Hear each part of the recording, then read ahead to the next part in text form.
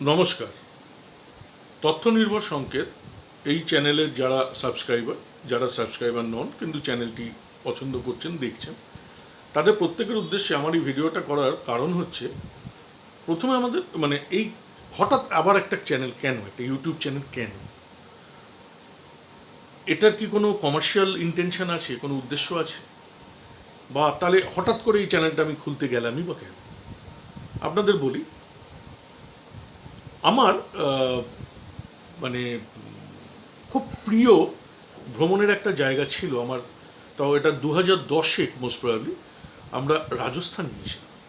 তখন যদিও এত মোবাইল এত চল ছিল না, তখন এই অ্যান্ড্রয়েড ফোন এত আসেওনি বাজারে, কিন্তু আমি নিজের শখের কারণে একটা ডিজিটাল ক্যামেরা সেই সময় কিনেছিলাম, ছোট ডিজিটাল স্যামসাংয়ের, কলকাতার গ্রেট ইস্টার্নে গিয়ে কিনে এনেছিলাম। এবং রাজস্থানের ট্রিপটা আমার কাছে একটা খুব স্মরণীয় ট্রিপ ছিল। তখন আমার মেয়ে খুব ছোটো, বোধহয় নার্সারিতে পড়ে।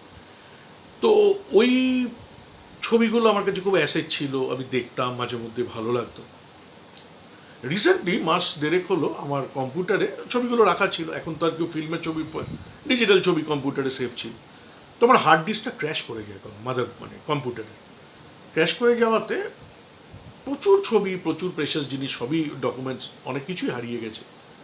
তো তার মধ্যে আমার ওই রাজস্থানের ছবিগুলিও হারিয়ে গিয়েছিল। তো তখন আমি বুঝলাম যে এই যে আমরা এত বেড়াই, এত জায়গায় যাই, এত স্মৃতি থাকে, সেগুলো সবই নষ্ট হয়ে যায়। তারপর আমার মাথায় এলো যে আমি যদি একটা ইউটিউব চ্যানেল খুলে আমি যদি সেটা আপলোড করে দিই, তাহলে কিন্তু সেটা থেকে যাবে, ওটা কোনোদিন নষ্ট হবে না। কখনো যদি আমার কম্পিউটারে এই ধরনের ঘটনা ঘটেও, আমি ইচ্ছে করলে ক্লাউড থেকে বা নেট থেকে সেটা নামিয়ে নিতে পারবো, অর্থাৎ আমার স্মৃতি অক্ষত থাকবে। এবার তাহলে প্রশ্ন আসতে পারে, তাহলে চ্যানেল করার কী দরকার? এমনিতেই তো ইমেল আইডিতে তো সকলেরই একটা হয়, তো আমি ইমেল বোর্ডে তুলে রাখলেই হতো। দেখুন, এই যে আমি এত বেড়াই, এত ঘুরি, সবসময় যখনই যেখানে আমি যাই, আমি কিন্তু এটা খুব ভালো করে স্টাডি করে যাই। তার হয়তো মাসখানেক আগে থেকে দেখা যায় যে সারাদিন আমি নেটে বসে শুধু এইসবই দেখছি, খুঁজছি, এবং তাতে প্রচুর ইনফরমেশন পাওয়া যায়। যেরকম একদম একটা ছোট্ট এক্সাম্পল আপনাদের দিই। আমি দীঘা যাব, নিজে গাড়ি চালিয়ে দীঘা যাব। এবার নর্মালি বাই রোড কেউ যদি দীঘা যায়, তো সকালে ব্রেকফাস্টটা সবাই কোলাঘাটেই করে, বাসগুলো কোলাঘাটেই দাঁড়ায়, পরপর সব দোকান কোলাঘাটে দাঁড়ায়। হঠাৎ আমার মনে হলো যে বাসগুলো তো সব ওখানেই দাঁড়াচ্ছে, তাহলে এই ক্যালকাটা টু দীঘা রুটে ব্রেকফাস্ট করার বেস্ট জায়গা কি শুধুমাত্র কোলাঘাট, আর কোথাও নেই? বা কোলাঘাটের আগে এপারে দেউলটিতেও এখন কিছু হয়েছে, আর কি কিছু হতে পারে না? এইটা চিন্তা করে আমি ভালো করে খুঁজতে শুরু করলাম, করে দেখলাম যে আপনি যদি কোলাঘাটে না দাঁড়িয়ে আরেকটু এগিয়ে গিয়ে মেচেদা থেকে বাদিকে যে টার্ন করবেন টুয়ার্ডস দীঘা, টুয়ার্ডস নন্দকুমার আর কি, ওইখানে মেচেদার ওখানে কিন্তু কিছু ভালো দোকান আছে।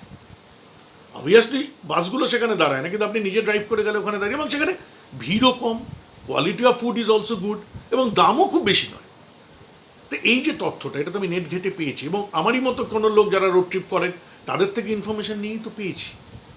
তাহলে এই যে তারা ইউটিউবে আপলোড করেছিল বলে ইনফরমেশানটা যেন আমি পেলাম, তাহলে আমারগুলো যেন ইউটিউবে থাকে এবং সেটা যদি আর পাঁচজন দেখতে পারে, তার থেকে যদি তাদের কোনো ইনফরমেটিভ নো হাউ বাড়ে, তো তাতে আমার তো কোনো ক্ষতি নেই। তাহলে একদিকে for preservation of my memories, and অন্যদিকে if it can be beneficial to somebody else, এই দুটোর কালেকটিভ কারণেই এই চ্যানেলটি খোলা। আমার মনে হয় এটা, দেখুন, এটা তো কোনো নয় যে আপনাকে দেখতেই হবে, বাইরের পেছনে কোনো ব্যবসায়িক কোনো দিকও নেই। আমার মনে হয় চ্যানেলটি যারা সাবস্ক্রাইব করবেন এবং যারা রেগুলার দেখবেন, আপনাদের ভালো লাগে, কারণ এটার মধ্যে কোনো মারপ্যাচ নেই, কোনো এডিটিং নেই, কোনো নেই। কারণ দেখুন, আমি তো কোনো ফিল্ম ইনস্টিটিউট থেকে এডিটিং বা ডাইরেকশনালের কোনো কোর্স করিনি। আমি একদম সাধারণ মানুষ হিসেবে বেড়াতে গিয়ে যা দেখি সেটাই আমার ফিলিংস হয়তো বলবো। আর ছবি থাকবে, কিছু ভিডিওস থাকবে যেগুলো গাড়িতে বসে হয়তো আমি শ্যুট করেছি, বা আমার গিন্নি হয়তো মোবাইল ক্যামেরায় শ্যুট করেছেন, বা আমাদের ওই যে বললাম স্যামসাংয়ের যে ডিজিটালটা সেটা শ্যুট করেছেন, এরকম থাকবে। এবং এটা আপনি পুরোটাই বুঝতে পারবেন যে একদম সাধারণ একটা মানুষ বেড়াতে গিয়ে যা ওঠে তাই। তো এই কারণ আমার এই চ্যানেল খোলা, এবং আশা করি আপনাদের ভালো লাগবে। আপনারা দেখতে থাকুন আমার চ্যানেল, এবং প্রার্থনা করুন যাতে এই চ্যানেল আরও বেশি মানুষের কাছে পৌঁছতে পারে এবং মানুষকে আমি ইনফরমেশন দিতে পারি। ধন্যবাদ, সঙ্গে থাকবেন।